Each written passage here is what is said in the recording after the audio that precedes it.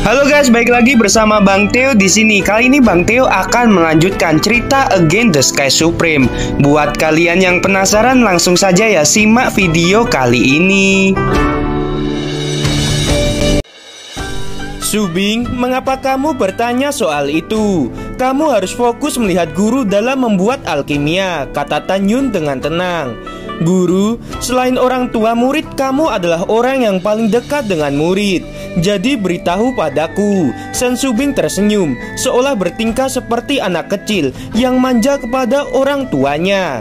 Tidak boleh, Tan Yun menjawab dengan sangat sederhana. Guru tidak mengizinkanku melihat wajah aslimu. Mata indah Sen Subing terpancar dan kemudian perlahan bangkit berdiri tegak di belakang Tan Yun yang duduk bersila. Sen Subing menjulurkan sepasang tangan batu giok lembut terentang ke arah punggung Tan Yun. Tiba-tiba Tan Yun menjadi kaget. Apa yang kamu lakukan? Sebelum ada persetujuan dari guru, kamu tidak boleh melihat wajah asli guru. Jika kamu berani melakukannya, guru tidak akan menganggapmu sebagai murid lagi. Guru, kamu terlalu banyak berpikir. Tanpa izinmu, murid tidak akan berani. Sen Subing tersenyum, meletakkan sepasang tangan giok di bahu Tan Yun dan meremasnya dengan lembut. Kekuatan pijatannya sangat pas yang membuat Tan Yun cukup nyaman. Segera, aroma tubuh Sen Subing yang unik datang dari belakang, dan itu memasuki hati dan jiwa Tan Yun. Di bawah napas kura-kura, pipi tampan Tan Yun sedikit memanas, dan dia diam-diam berkata, aroma tubuh gadis kecil ini benar-benar enak. Guru, apakah kamu nyaman? Sen Subing berkata dengan ringan, dan suaranya yang lembut terdengar di telinga Tan Yun. Ya, rasanya cukup enak. Tan Yun berkata, ketika kamu punya waktu luang di masa depan, kamu dapat membantu memijat guru. Tapi mengapa teknik pijatanmu begitu terampil? Begitu Tan Yun berbicara, Tan Yun merasakan sepasang tangan batu giok di bahunya terlihat gemetar. Dan kemudian Tan Yun melihat sensasi ringan dan segar yang datang dari punggungnya. Tan Yun tahu bahwa air mata menetes di punggungnya. Untuk apa kamu menangis? Tan Yun berkata dengan lembut. Aku tidak menangis, Sen Subing berkata dengan keras kepala. Setelah menyeka air matanya, dia meremas bahu Tan Yun lagi. Nada suaranya membuat Tan Yun merasa kasihan. Guru, setelah ayah dijebak oleh Gongsun Yangchun, kepala sekte menghapus kultivasi ayah saya dan menjadi orang yang tidak memiliki kekuatan untuk membalas dendam. Ketika saya masih muda, saya biasa memijat ayah saya. Jadi seiring berjalannya waktu, saya menjadi lebih mahir. Mendengar ini, Tan Yun menyemangati. Kamu akan memiliki hari di mana kamu akan membunuh musuhmu. Percayalah pada guru. Ya, Sen Subing mengangguk terlebih dahulu. Baiklah, jangan bicarakan mengenai hal-hal yang membuat tidak bahagia lagi. Guru, saya sangat berbakti kepada kamu. Kamu harus memperlihatkan wajah aslimu. Subing, aku benar-benar tidak bisa melakukannya. Tan Yun menggelengkan kepalanya dan berkata, wajah guru kira-kira seperti anak muda 20 tahunan. Ah, sangat muda. Biarkan murid melihatnya, kata Sen Subing dengan penasaran. Guru sedang membuat alkimia. Jangan kamu menggangguku, suara Tan Yun dengan dingin. Guru, tenangkan amarahmu. Sen Subing tersenyum canggung, lalu meninggalkan Tan Yun dan duduk bersila.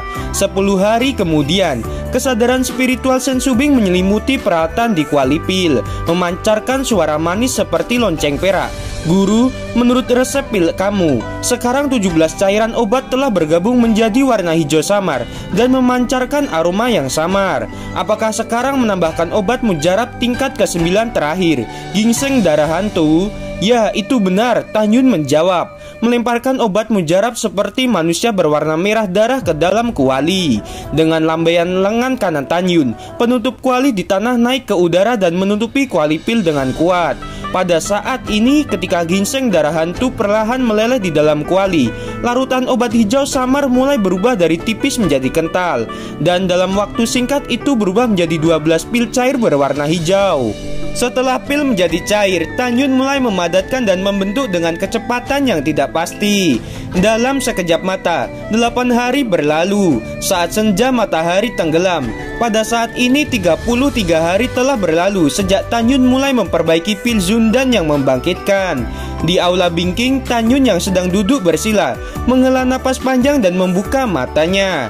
"Guru, apakah kamu baik-baik saja?" Sen Shubing sedikit bersemangat. "Ya," mulut Tan Yun sedikit terangkat. "Kamu bisa membuka kuali dan mengambil pilnya." Murid patuh pada guru. Saat memikirkannya, nyala api Sen Shubing di bawah kuali tersedot ke dalam mulutnya. Mulailah Sen Shubing mengangkat tangan gioknya ke arah kuali. Tiba-tiba tutup kuali terbang menjauh. Kemudian kuali itu melompat ke udara. Dan setelah terbang keluar, beberapa pil terlihat. Melihat 12 pil tubuh hijau, terlihat jelas ada janin pil yang meringkuk di dalam pil. Meskipun Sen Shubing tidak dapat memperbaiki Zundan kelas terbaik, dia masih tahu bahwa janin pil itu benar-benar pil yang unik untuk Zundan terbaik. Janin pil melambangkan kebangkitan pil, itu yang terbaik. "Guru, guru," Sen Shubing mencubit dan berkata dengan suara gemetar, "Ini benar-benar pil terbaik untuk kebangkitan. Guru, kamu benar-benar luar biasa." Sen Shubing sangat senang. "Itu Zundan terbaik, tenangkanlah dirimu." Tan Yun tersenyum. "Kepala Tang bisa diselamatkan kali ini." Sen Shubing menyimpan pil dan membungkuk dalam-dalam kepada Tan Yun. "Guru, saya harus mengirim pil ke gerbang abadi sekarang." "Baiklah, pergilah, guru juga akan pergi," kata Tan Yun. "Guru, jika murid memiliki masalah mendesak di masa depan, bagaimana murid menemuimu?" kata Sen Shubing dengan enggan untuk pergi. "Shubing, kamu dapat memasang spanduk berwarna ungu di Gunung Peri Changling." "Baiklah," murid ini mengerti. Setelah Sen Shubing menjawab, dia tertawa dan berkata, "Guru, bukankah kamu mengatakan bahwa ada latihan untuk murid? Ambil slip batu giok kosong dan berikan pada guru." Tan Yun mengulurkan tangan kanannya ke arah Sen Shubing. "Ini guru." Sen Shubing membalik batu giok itu dan menyerahkan slip batu giok itu kepada Tan Yun. Tan Yun memegang slip batu giok di tangannya dan memanipulasi indera spiritual ke dalam slip batu giok. Perasaan spiritual menyapu slip batu giok, meninggalkan deretan tulisan tangan yang padat di slip batu giok. Setelah beberapa saat, dia menyerahkan slip batu giok kepada Sen Shubing dan mengatakan kepadanya, "Shubing, kamu memiliki atribut ganda waktu dan ruang. Latihan ini sangat cocok untuk kamu. Kamu harus berlatih mulai sekarang sampai bisa menguasainya." Sen Shubing bergumam dalam hatinya, mengambil batu giok dengan kedua tangannya, dan tidak sabar untuk menuangkan pengetahuan spiritualnya ke dalam slip batu giok. Segera sebaris tulisan tangan muncul di benak Sen Shubing. Kode ilahi Bingking. Buku ilahi Bingking dinamai Sen Shubing. Buku ilahi dibagi menjadi 9 putaran, masing-masing mengubah 12 lapisan. 1. Waktu pemurnian. 2. Ruang pemurnian putaran. 3. Transformasi dalam ruang dan waktu. 4. Revolusi mengatur alam semesta. 9. Berubah menjadi dewa. Setelah membaca buku ilahi Bingking, Sen Shubing menatap Tan Yun dengan ekspresi yang kompleks, bersemangat, bingung, dan takut. Karena ini adalah teknik yang memungkinkan seseorang untuk berkultivasi menjadi dewa. Dia tiba-tiba merasa bahwa guru sama sekali bukan orang biasa. Kalau tidak, bagaimana guru bisa memiliki teknik seperti ini?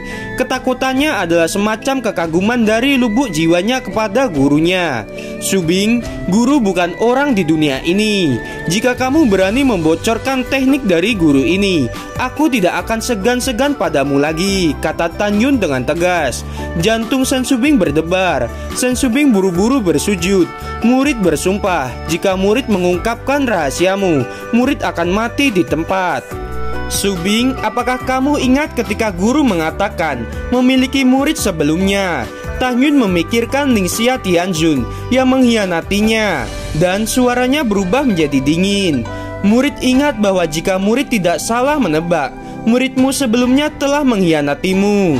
Sen Shubing berkata dengan jujur, "Murid juga berjanji padamu bahwa di masa depan murid yang mengkhianatimu akan dibunuh oleh saya sendiri." "Ya, guru akan memberimu kesempatan untuk itu." Tan Yun mengepalkan tangannya, matanya mengamuk.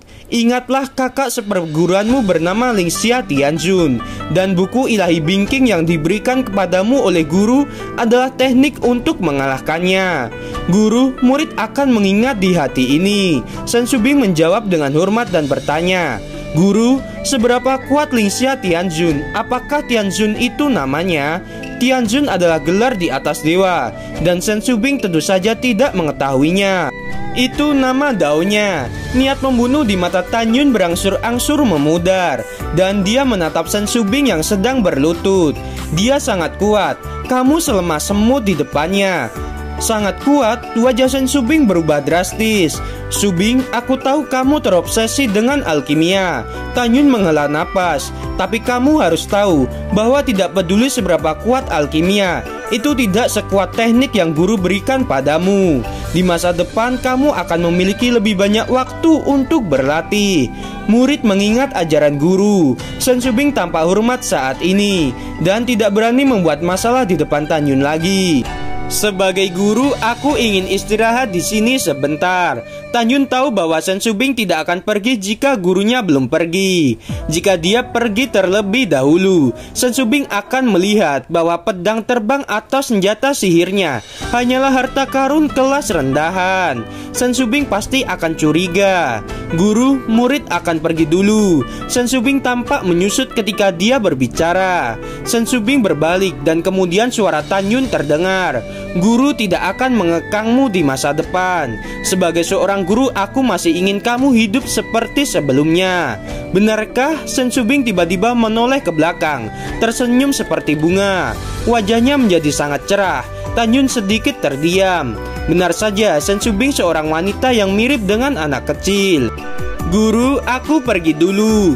Jika kamu ingin murid ini memberimu lebih banyak pijatan, kamu harus lebih sering mengunjungi murid ini. Shen Shubing tersenyum lalu terbang keluar dari kuil Bingking menuju pintu gerbang abadi. Untuk mencegah Shen Shubing pergi dan kembali, Tan Yun tinggal selama setengah jam untuk memastikan bahwa Shen Shubing benar-benar pergi. Tan Yun buru-buru melepas kain kasa dingin nafas kura-kura dan berjalan cepat keluar aula. Bocah bau, kenapa kamu di sini? Tan Yun baru saja melangkah keluar dari pintu aula dan suara terkejut terdengar di atas kepalanya. Ini sangat berbahaya. Ketika Tan Yun bergumam, pedang Shen Qingfeng dan Shen Wende terbang di depan Tan Yun. Murid menghadap tetua Shen dan tetua keenam. Tan Yun membungkuk dan berkata, murid ini datang untuk mencari kepala divisi dan ingin bertanya kepada kepala, apakah murid dapat memanjat lantai 108 pagoda ruang dan waktu terbaik untuk kedua kalinya dalam setahun. Hanya saja kepala tidak ada di sini. Oh, itu masalahnya. Shen Qingfeng menasehati. Bocah bau, di masa depan ketika Nona pergi, kamu tidak boleh memasuki aula Bingking tanpa izin. Jika Nona mengetahuinya, ini merupakan kejahatan yang besar. Baik tetua, murid ini akan mengingatnya, kata Tan Yun dengan panik. Mengenai memanjat menara, kamu tidak perlu bertanya pada Nona. Shen Qingfeng menjelaskan, aturan ini ditetapkan oleh leluhur. Tidak ada yang bisa mengubahnya. Baiklah, murid mengerti. Jika tidak ada hal lainnya, murid akan pergi dahulu, kata Tan Yun. Melihat Shen Qingfeng melambaikan tangannya, dia mengeluarkan pedang terbangnya dan terbang menuju Gunung Peri Changling. Begitu Tan Yun kembali ke Gunung Changling, Dan Yu menyambutnya dan mengucapkan selamat kepada Tan Yun. Dikatakan bahwa lebih dari 1 jam yang lalu, Shen Shubing datang untuk mencari Tan Yun dan melihat bahwa Tan Yun tidak ada di sini. Jadi dia memerintahkan Dan Yu untuk mengatur agar Tan Yun berlatih di Gunung Peri dengan energi spiritual terkuat ketika Tan Yun kembali. Setelah Tan Yun mendengar hal ini, dia menginjak pedang terbang dan awan biru melayang di atas puncak Gunung Abadi Changling. Tan Yun tidak melihat spanduk yang dipasang oleh Tang Taizongde. Tampaknya Laude belum menemukan 11 bahan pemurnian. Sudahlah, aku akan pergi ke lapangan seni bela diri raksasa untuk saat ini dan memasuki pagoda ruang dan waktu kelas menengah untuk berlatih selama jangka waktu tertentu dan kemudian kembali untuk mengeceknya. Setelah mengambil keputusan, Tan Yun terbang selama lebih dari setengah jam dan datang ke bidang seni bela diri raksasa. Setelah mengantri selama 3 hari di aula otorisasi, Tan Yun membayar 57 hari dengan batu roh dan memasuki 678 pagoda ruang dan waktu kelas menengah untuk berkultivasi. Alasan mengapa membayar untuk 57 hari di kelas menengah, karena pagoda ruang dan waktu tertinggi akan dibuka 57 hari lagi. Saat itu meski Tan Yun tidak bisa memasuki ke lantai 108, dia masih bisa naik ke lantai 99. Satu hari berkultivasi di pagoda lantai 99 setara dengan 10 hari di dunia luar. Ini lebih baik daripada pagoda ruang dan waktu kelas menengah yang setara dengan 3 hari di dunia luar. Diaken Liu Dahai melangkah keluar dari aula otorisasi, mencibir dalam hatinya pada pagoda ruang dan waktu nomor 678. Lain kali kamu akan mati. Liu Dahai segera menginjak pedang terbang dan pergi ke lautan awan, lalu menghilang. 2 jam kemudian di Gunung Pao Dausian, Liu Dahai mengambil pedang terbang dan membungkuk dan berkata, "Tetua ketiga, bawahan membawa kabar yang baik. Masuklah dan katakan." Setelah Liu Dahai memasuki gua, dia melihat Luwu dan Pang Siyuan sedang meminum. Hormat kepada tetua ke-12. Setelah Liu Dahai memberi salam kepada Luwu, dia berhenti berbicara. "Penatua ke-12 bukan orang luar. Katakan saja padaku jika kamu memiliki sesuatu," kata Pang Siyuan. Tetua ketiga, Liu Dahai memandang Pang Siyuan dengan kagum. "Tetua ketiga, Anda mengharapkan Tan Yun pergi ke lapangan seni bela diri untuk berlatih. Baru 2 jam yang lalu, Tan Yun memasuki pagoda ruang waktu kelas menengah nomor 678. Baiklah, Pang Siyuan sangat gembira. Aku akan datang untuk membunuh kura-kura di dalam guci ini. Bajingan kecil ini sulit untuk melarikan diri." Ketika Liu Dahai memutar tangannya, sebuah token hitam muncul dari udara tipis dan memberikan token itu kepada Pang Siyuan dengan kedua tangannya. Tetua ketiga, ini adalah token cadangan untuk membuka pagoda 678. Sebelumnya, Pang Siyuan telah meminta bantuan Liu Dahai yang menjaga ruang otorisasi selama 3 bulan terakhir. Jika Tan Yun datang untuk berlatih di bidang seni bela diri, biarkan Liu Dahai memberinya token cadangan pagoda yang dimana Tan Yun berlatih di dalamnya. Ya, setelah Pang Siyuan menerima token, dia berkata, "Kamu kembalilah ke aula otorisasi, terutama di malam hari. Periksa untuk melihat apakah Shen Qingfeng diam-diam melindungi Tan Yun. Setelah kamu yakin Shen Qingfeng tidak melindungi Tan Yun, kamu harus segera memberitahu tetua ini." Setelah Liu Dahai mendengar perintah Pang Siyuan, ia langsung pergi. Pang Siyuan dan Luwu saling memandang dan kemudian mereka minum bersama. 7 hari kemudian, malam itu gelap gurita seperti tinta dan tidak ada bintang di langit. Liu Dahai bolak-balik dan berkata dengan pasti, "Tetua ketiga, bawahan menjamin tidak ada yang diam-diam melindungi Tan Yun saat ini." "Bagus, bagus, sangat bagus." Pang Siyuan menyeringai lagi dan lagi dan berkata kepada Luwu yang mabuk, "Saudara Lu, kamu minumlah sendirian di rumah. Aku akan membunuh Tan Yun dan kembali." "Ya, aku harus bekerja." Luwu seperti mabuk dan berkata, "Saudara Pang, mungkin ada harta di tangan Tan Yun. Kamu harus berhati-hati." "Saudara Lu, jangan khawatir. Biarkan aku melakukannya. Dia tidak punya kesempatan untuk mengeluarkan harta karun itu." Pang Siyuan tersenyum, menginjak pedang terbang dan keluar dari gua. Dan pedang kekaisaran melayang di langit malam yang gelap. 1 jam kemudian, di penghujung jam saat yang buruk akan datang, bulan hitam dan angin kencang di malam hari, inilah saatnya untuk membunuh. Di arena seni bela diri raksasa, sosok berkebut berkedip ke arah pagoda ruang dan waktu menengah nomor 678. Seperti hantu di malam hari, setiap kali tubuhnya berkedip, ia muncul sejauh 400 kaki. Di dalam pagoda, pada saat ini Tan Yun yang sedang duduk bersila dan melahap aura langit dan bumi dengan liar. Saat memperhatikan bahwa ada suara aliran udara yang datang dari luar menara, sebuah firasat tak menyenangkan tiba-tiba muncul. Dia tanpa sadar terbang ke belakang gerbang menara, membalik 2 harta di tangannya, dan saat itu muncul di tangannya. Gerbang menara terbuka tiba-tiba. Tiba-tiba lusinan lampu pedang yang cemerlang muncul dari menara bagian luar dan meledak dengan radius 300 kaki. Yah, kenapa tidak ada orang?